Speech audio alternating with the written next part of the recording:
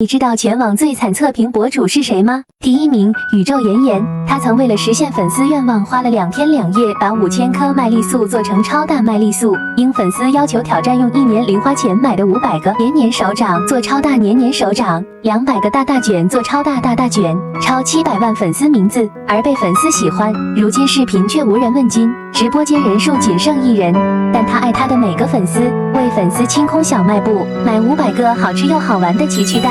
也曾为了粉丝吃世界上最臭的鲱鱼罐头和辣度第1的龙溪辣椒，却总被老板欺负。这么努力的宝藏博主，确定不关注一下吗？